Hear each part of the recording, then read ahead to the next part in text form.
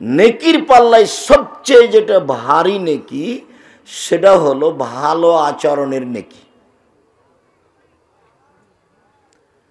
ইবাদতের জগতে সবচেয়ে দামি ইবাদত হলো সিয়াম, যার বিনিময় নেকি নয় বরং তার বিনিময় হলো জান্নাত। এরপরেও সিয়াম আদায় করে যে ফলটা পাওয়া যাবে, এই ফল দাঁড়িপাল্লায় যত ভারী, সদাচরণের নেকি তার চেয়ে হাজারো লক্ষ গুণ বেশি ভারী। তাসবিহ তাহলিল জিকির আজকার করলে নেকি হয়। আল্লাহর নবী বলছেন, মানুষ যদি মুখে বলে সুবহানাল্লাহ, তারপরে বলে আলহামদুলিল্লাহ, তাহলে আসমান জমিনের ফাঁকাটা নেকি দিয়ে পূর্ণ হয়। তো সুবহানাল্লাহ আলহামদুলিল্লাহ নেকির একটা ওজন আছে, মানে ওজন হবে, দাঁড়িপাল্লায় উঠবে। তো এই নেকি যত ভারী, ভালো আচরণের নেকি এর চেয়ে হাজারো গুণ বেশি ভারী। ভালো আচরণ কি জিনিস? আল্লাহ নবী বলেছেন, হজ করলে লোকটা হয়ে যায় সেই দিনের মতো যেদিন তার মাতাকে জন্ম দিয়েছে, মানে নিষ্পাপ হয়ে যায়। তার মানে হজের নেকি অনেক। তো হজের নেকি দাঁড়িপাল্লায় যত ভারী, সদাচরণের নেকি দাঁড়িপাল্লায় তার চেয়ে অনেক অনেক অনেক বেশি ভারী। ভারীর প্রমাণে একটা হাদিস পেশ করে আমরা আয়াতে যাব, তাহলে আমাদের উপস্থিত বোঝাটা সহজ হবে। আবু দারদা রাদিয়াল্লাহু তাআলা আনহু একজন বিশিষ্ট সাহাবী বলছেন যে আল্লাহর নবী বলেছেন, ইন্না আফকালা শাইইন ইদাউ ফি মিজানিল মুমিন ইয়াউমাল কিয়ামা খলকুন হাসান। বিচারের মাঠে মোমেন পুরুষ নারীর নেকির পাল্লায় সবচেয়ে যেটা ভারী নেকি রাখা হবে সেটা হলো সদাচরণ। মনে থাকবে না মনে হয়? আবার বলি, আল্লাহর নবী বললেন যে বিচারের মাঠে মোমেন পুরুষ নারীর নেকির পাল্লা, একটা হলো পাপের পাল্লা আর একটা হলো নেকির পাল্লা, পুণ্যের পাল্লা। তো পুণ্যের পাল্লাতে যেটা সবচেয়ে ভারী নেকি রাখা হবে সেইটা হলো মানুষ যে মানুষের সাথে ভালো আচরণ করে, এতে যে নেকি পায় সে নেকিটার ওজন হবে সবচেয়ে ভারী। এ কথা মুহাম্মদ সাল্লাল্লাহু আলাইহি সাল্লাম বলেন। ভারী উল্লেখ করতে গিয়ে তিনি 10-5 ভারী বলেননি, হাজারো লাখ গুণ বেশি ভারী। মানে ওই শব্দটাকে বলে ইসিম তাবজিল, যেটা আপনারা বুঝতে পারবেন না। এভাবে দেয়, এটা মিস করে খাওয়ার উপযুক্ত পানি দিতে হয়। কি তোমরা কি বুঝো না নাকি? বলছিলাম যে আমরা একটা হাদিস পেশ করলাম, যা রাসূল সাল্লাল্লাহু আলাইহি সাল্লাম বলেছেন যে নেকির পাল্লায় মোমেন পুরুষ নারীর সবচেয়ে ভারী নেকি হলো সদাচরণের নেকি। তো সদাচরণ কি জিনিস? ভালো কথার নাম সদাচরণ, ভালো কর্মের নাম সদাচরণ। লোকে বলে লোকটার স্বভাব ভালো, এই যে ভালো আচরণ। লোকে বলে যে লোকটার চালচলন ভালো, এভাবে বলে না মানুষে? তো এটাই হলো নেকির কাজ, এটাই। এখানে আর একটা কথা বলে আমরা আমাদের আলোচনায় ধারাবাহিকভাবে আগাই।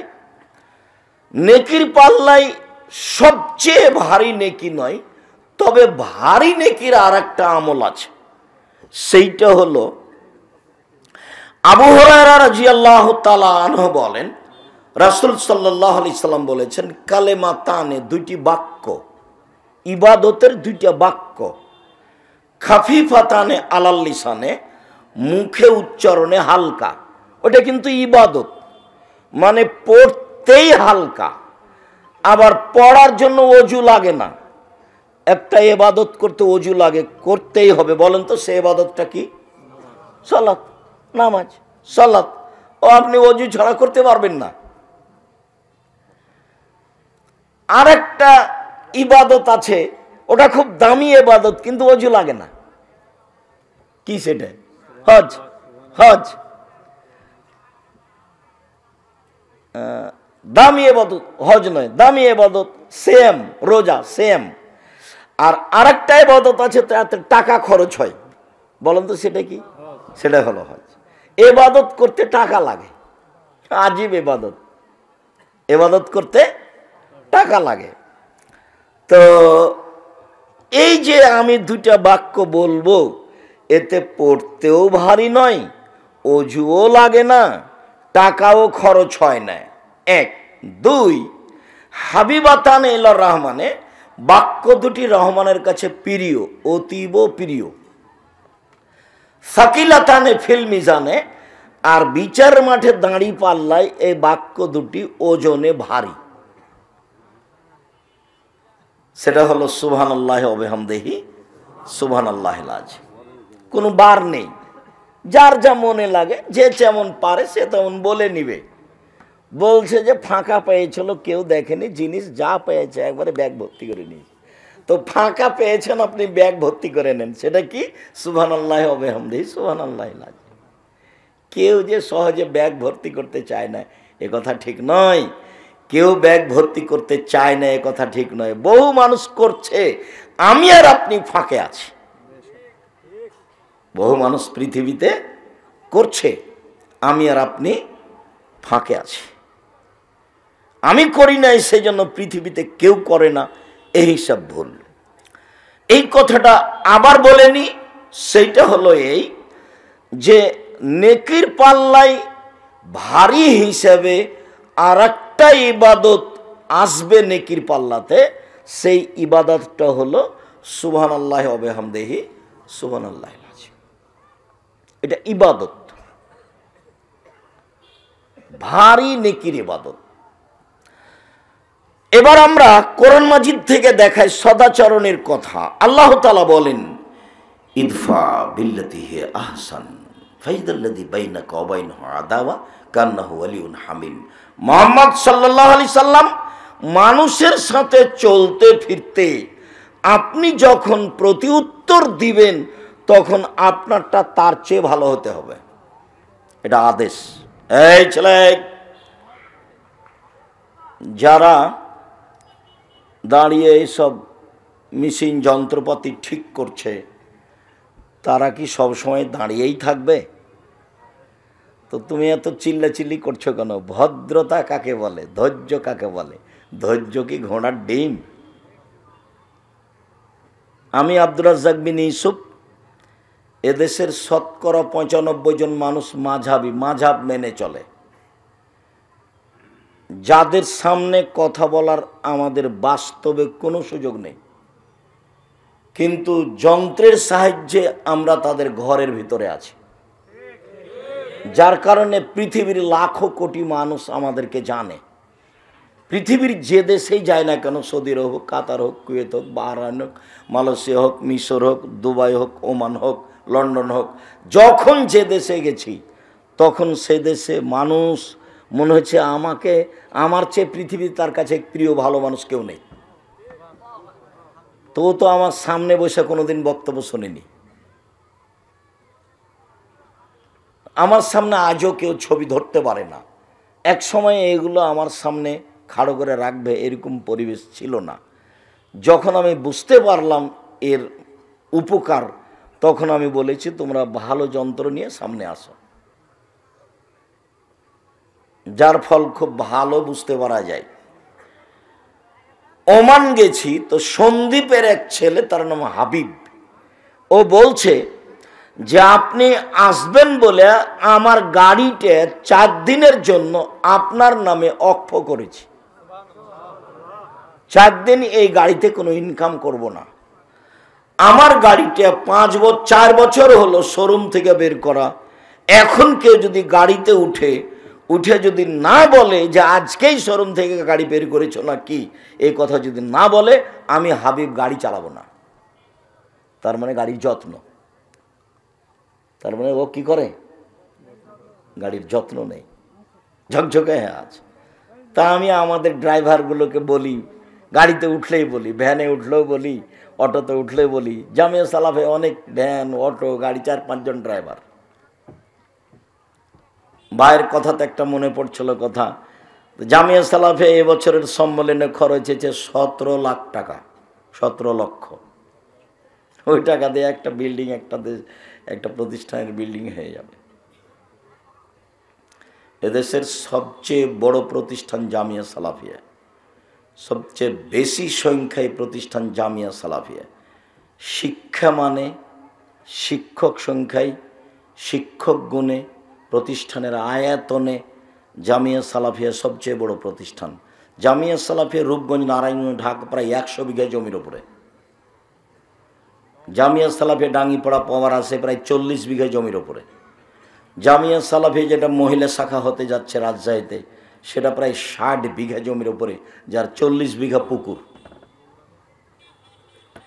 যেটা জামিয়া সালাফিয়া দিনাজপুর, সেটা 20 বিঘা জমির উপরে। আরও যেটা ময়মনসিংহে কিনা হয়েছে, যেটা আপনার ফেনীতে, যেটা যশোরে, যেটা কুষ্টিয়ায়, কাছাকাছি সব 19-20।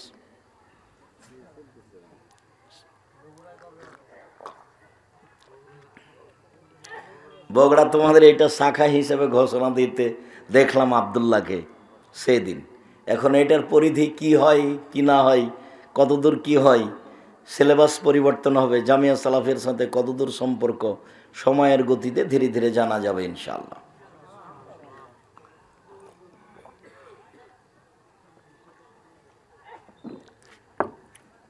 জামিয়া সালাফিয়া ছাত্র আছে প্রায় 5000, শিক্ষক শিক্ষিকা 300 জন, বেতন লাগে প্রতি মাসে 32 লক্ষ, প্রতি মাসে 32 লক্ষ টাকা বেতন লাগে।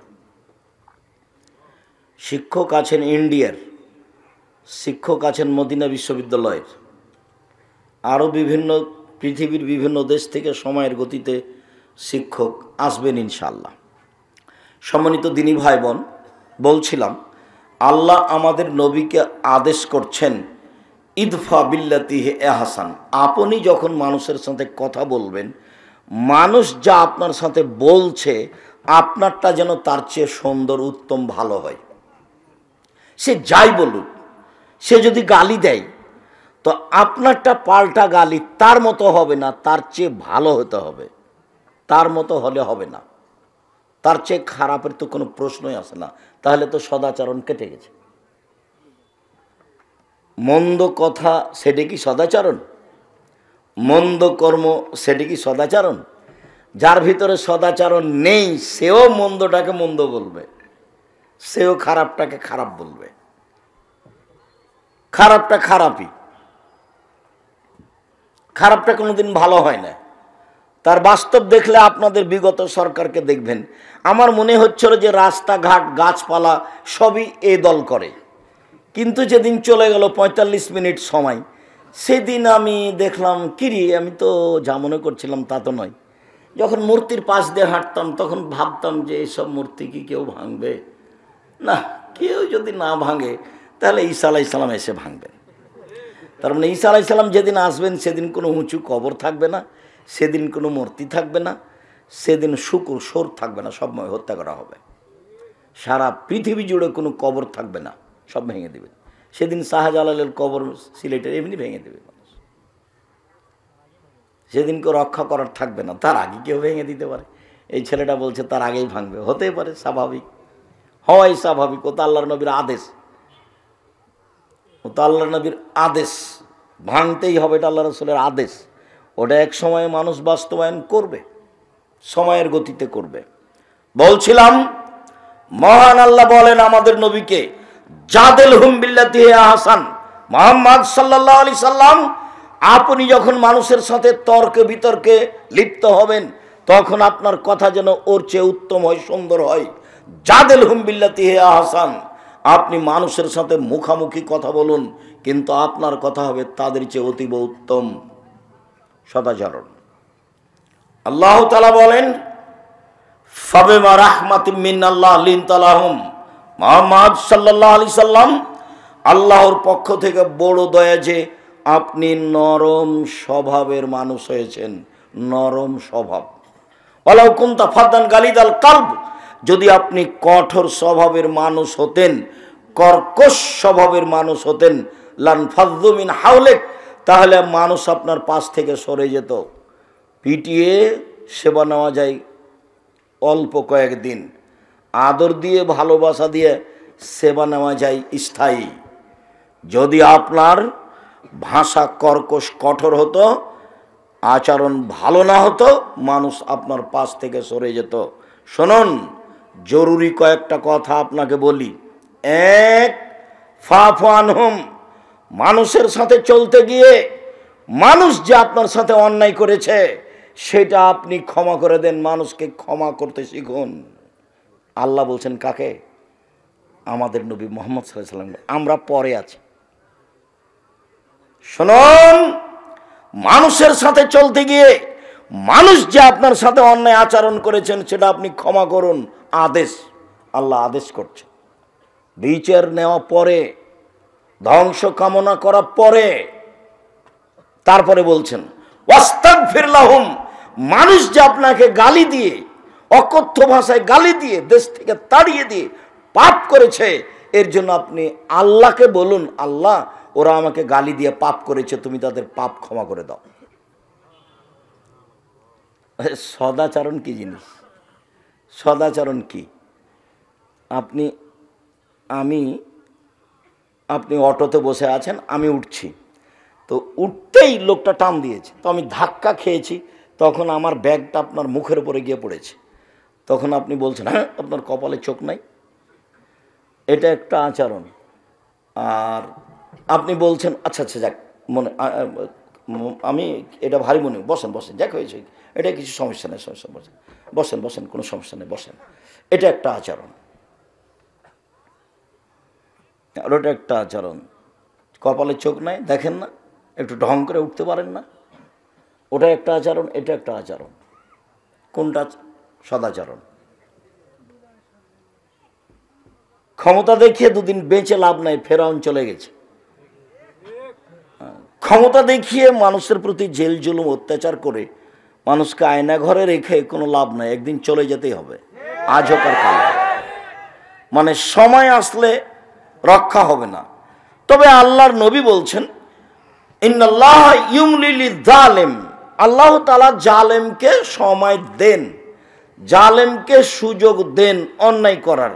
অন্যায় করতে থাকে করতে থাকে করতে থাকে, তো মানুষ মনে করে কই কত মানুষের প্রতি জুলুম করলো, কত মানুষকে পানিতে ডুবিয়ে মারলো, জেলে হত্যা করলো, আলেম ওলামাকে জেল ফাঁসি দিল, তারপরেও তো বিচার হয় না। কই মানুষে বলছে যে জুলুম করলে আল্লাহ বিচার করবে, কই হয় না। যাই যাই, আল্লাহর নবীও বলছেন, বুখারী মুসলিমের হাদিস, আল্লাহকে সুযোগ দেন, দিতে দিতে দিতে দিতে হাত্তা যা আখাজাত লাম ইউফলিত, যখন ধরে ফেলেন তখন আর সময় দেন না। ফেরাউন 2-1 দিন জুলুম করেনি, প্রায় 1500 বছর। তাহলে কত মানুষের প্রতি জুলুম করেছেন? তার বিরুদ্ধে গেলে বালুর উপরে ফেলে দিয়ে হাতে পায়ে কাঁটা মেরে দিয়ে গায়ে সাপ বিচ্ছু ছেড়ে দিত। লৌহ শলাকাধারী ফেরাউন। বড় বড় যারা জালেম চলে গেছে পৃথিবীতে, সর্বোচ্চ জালেম ফেরাউন। তারপরে একদিন সময় শেষ হয়ে গেছে, একদা আল্লাহ মূসাকে বললেন, মূসা তোমাকে ফেরাউনের কাছে যেতে হবে। মূসা বললেন আমি সাবলীল ভাষায় কথা বলতে পারি না, মুখে সমস্যা আছে, আমি যাব না। আল্লাহ বললেন আমি মুখের ভাষা ঠিক করে দিচ্ছি, যেতে হবে। তিনি বললেন ফেরাউনের পক্ষ থেকে আমার উপর একটা অপরাধের অভিযোগ আছে, আমি একটা অপরাধ করেছি, এক থাপ্পড়ে আমি এক মানুষ মেরেছি, এটা ফেরাউনের পক্ষ থেকে আমার উপরে অপরাধের অভিযোগ, আমি যাব না। তখন আমাকে মারবে। তখন আল্লাহ বললেন আমি তোমার সাথে আছি, কেমনে তোমাকে মারে সেটা আমি দেখব। তখন মূসা বললেন ঠিক আছে, তাহলে আমার ভাইকে আমার সাথে দিতে হবে। ঠিক আছে, তাই হলো। মুখ ঠিক করে দিলাম, ফেরাউন মারতে পারবে না, আমি আপনার সাথে আছি। হারুনকে দিলাম, এবার যান। এবার 2 ভাই এসে বলছেন স্বাধীনতা, 2 ভাই এসে বলছেন বনি ইসরাইলকে ছেড়ে দেন, আমাদের সাথে স্বাধীনতা লাগবে। বানি ইসরায়েলকে এভাবে দাস দাসী করে রেখেছেন কেন, ছেড়ে দেন। তখন ফেরাউন বলছেন, কে তুমি কি সেই মূসা নও যাকে আমি শিশুকালে বহুদিন লালন পালন করেছি? তুমি কি তোমার বয়সের বহু বছর আমার মাঝে ছিল না? হ্যাঁ, ফেরাউন তো তাকে লালন পালন করেছে। তোমাকে কি আমি শিশুকালে লালন পালন করিনি? তুমি কি বহু বছর আমার মাঝে থাকোনি? তুমি যা করেছ তা করেছ, তুমি তোমার কর্ম করেছ। তুমি এক থাপ্পড়ে মানুষ মেরেছ, তুমি বড় অকৃতজ্ঞ। আমার মানুষকে হত্যা করে আমার দেশ থেকে চলে গিয়ে তুমি আমাকে দাওয়াত দিতে আসো, তুমি বড় অকৃতজ্ঞ। মূসা আলাইহিস সালাম বললেন, জি, আমি যা করেছি তা করেছি। আমি তখন ভুল পথে ছিলাম। আমি আপনার হত্যার ভয়ে দেশ ছেড়েছি। আমার প্রতিপালক আমার প্রতি দয়া করেছেন, দয়া করে আমাকে জ্ঞানে গুণে পূর্ণ করেছেন। তিনি আমাকে নবী করেছেন। ঠিক আপনি আমার প্রতি অনুগ্রহ করেছেন, অনুগ্রহ করে আপনি খোঁটা দিয়েছেন। খোঁটা দিয়ে আপনি বানি ইসরায়েলকে দাস দাসীতে পরিণত করেছেন।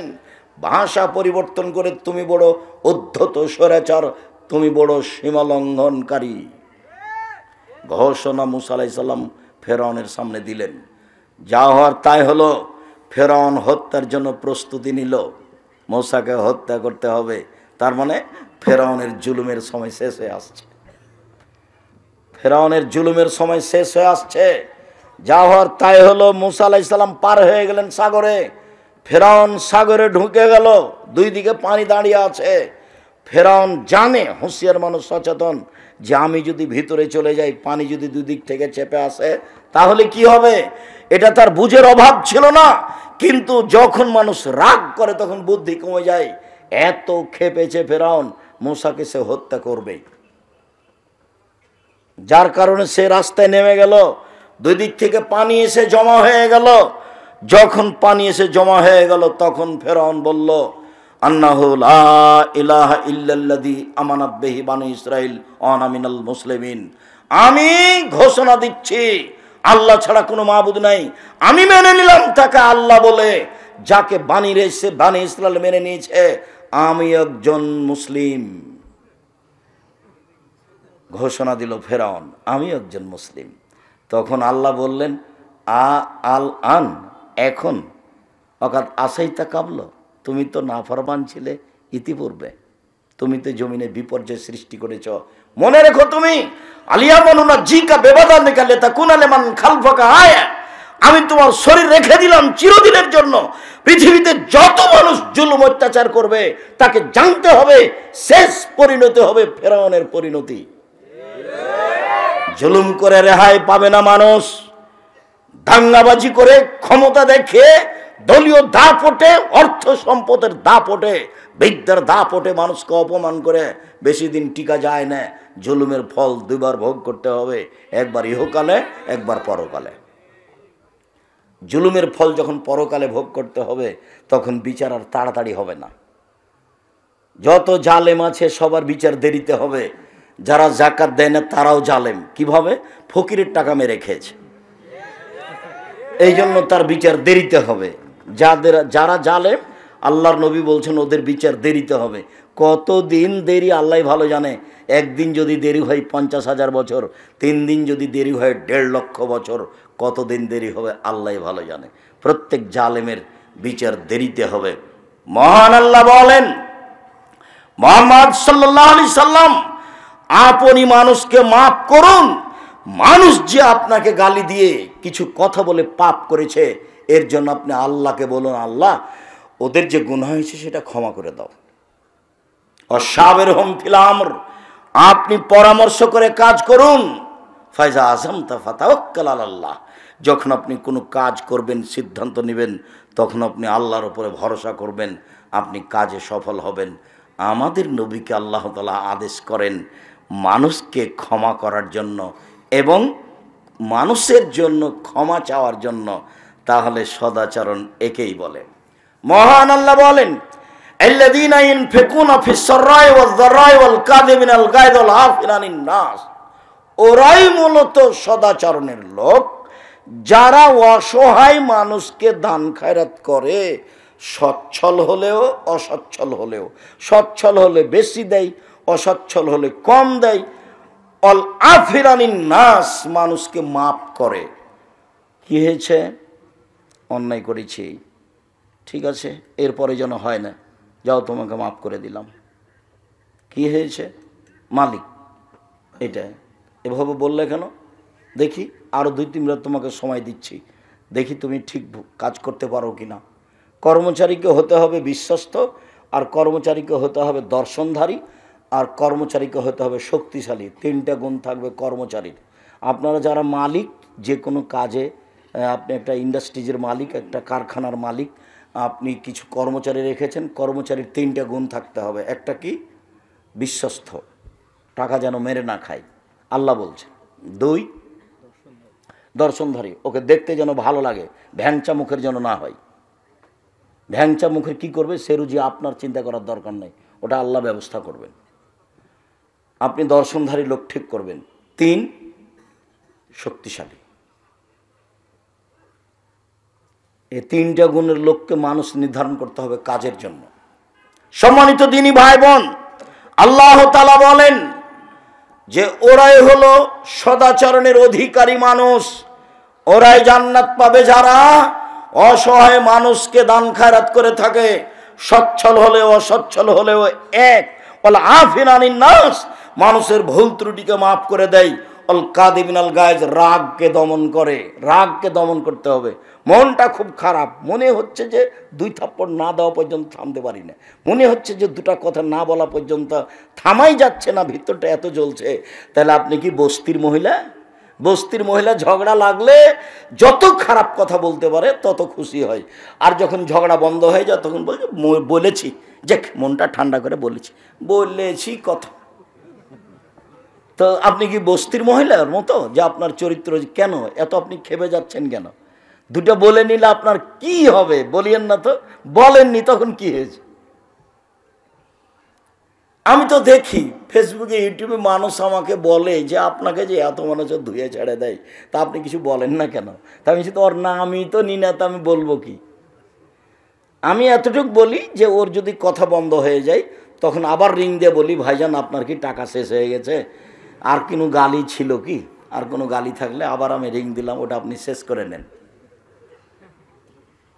ও কত বলল সেটার আমার উত্তর দেওয়ার দরকার নেই। ওর পাতা আমি কোনোদিন পড়িনি, পড়বও না। মাযহাবের পাতা আমি কোনোদিন পড়িনি, পড়বও না। ওই নিয়ে আমি চিন্তা ভাবনা করি না কোনোদিন। কোনোদিন মানুষের একটা বক্তব্য শুনেছি, সেই হিসাবে বক্তব্য দিতে শিখেছি, এটা আমার মনে পড়ে না। কামারপাড়া এসেছি বক্তব্য দিতে, কেন? তো মৌলানা আব্দুর রব খুলনা আসেননি, সেই জন্য। বীরকুষ্টিয়া মাদ্রাসায় এসেছি বক্তব্য দিতে, মাদ্রাসার সূচনা শুরু হবে, সেই জন্য।